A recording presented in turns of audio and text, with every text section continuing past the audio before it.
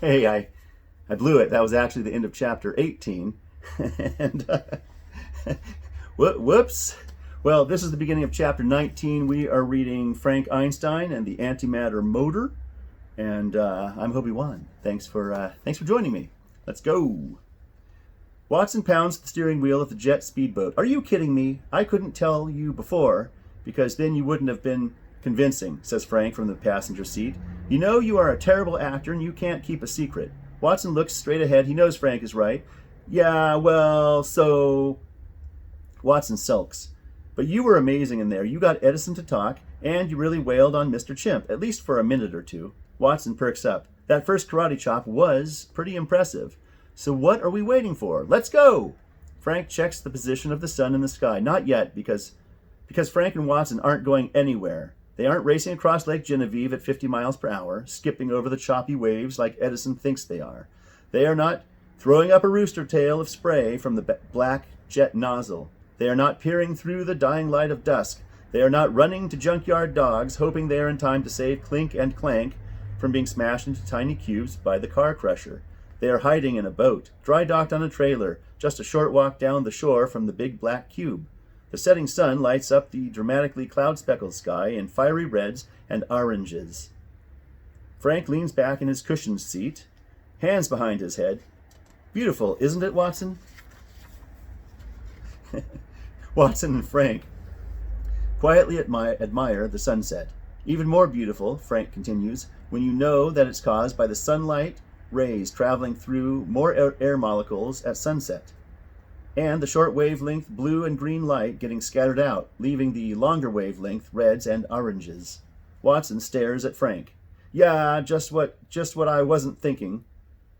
The last of the sunlight, all wavelengths, disappears.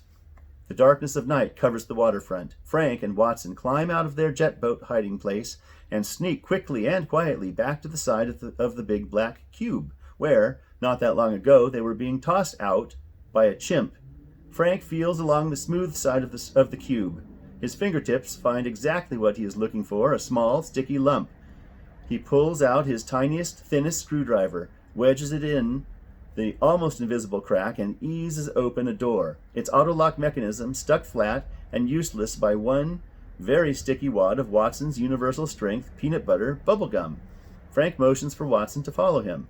Silently they glide down the dimly lit hallway that Frank measured as he was being dragged out. They slip inside an inner door where Frank heard the mechanical and rumba sounds coming from, and they are suddenly inside a gigantic factory filled with massive machines built of magnets and wires and metal panels and computers. Whoa, whispers Watson. What the heck is this? Just what we thought. Edison's Large Atomic Particle Collider. I wonder where Edison got the kind of bread he needed to build that collider.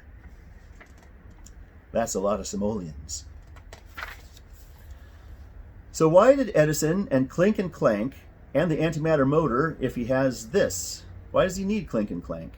Frank looks around. Because my antimatter motor is faster and cheaper and better at powering that. Frank points to the far end of the factory, against a brick wall, where the emergency exit lights outline the shape of what has to be the world's biggest and most electromagnetic pink antimatter squirt gun. Powered by a very familiar small silver antimatter motor. No way, squeaks Watson. An access door just to the side of the antimatter squirt gun slides open. Shoop! Someone's coming. Shh! Two workers emerge, stepping into the circle of light around the squirt gun. The white light reflects off one of the worker's glass head and the other worker's metal body. Clink, says Watson. And clank, says Frank. Well, that is the end of chapter 19. Thanks for sticking with me. Please click that button below for the next video.